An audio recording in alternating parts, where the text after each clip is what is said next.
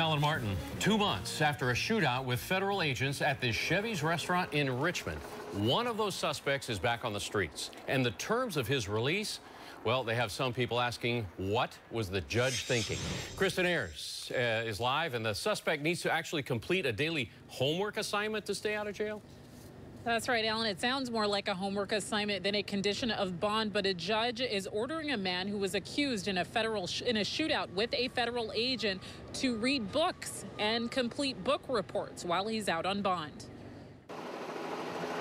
It happened March 28th. 3 men arrested in Richmond, accused of trying to rob an undercover agent at gunpoint. They were allegedly trying to sell the agent a grenade launcher. One of the suspects opened fire on the officer, and the officer fired back. Now, 6 weeks later, one of the men, behind bars on federal charges, has a shot at freedom.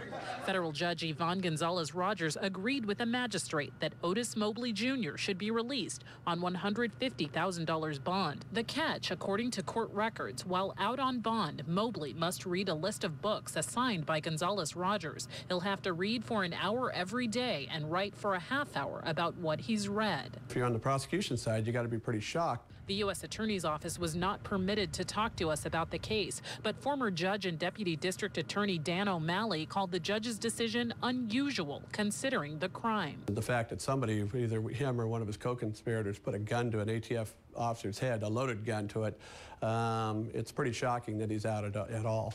Mobley's defense attorneys argued in court that he played a minor role in the crime, but prosecutors believe he's a drug abuser who's been in trouble before. O'Malley says the judge's move sounds like an attempt at rehabilitation. The charge is pretty darn serious, and he's presumed innocent, but it's obvious the judge cares a little bit about his potential.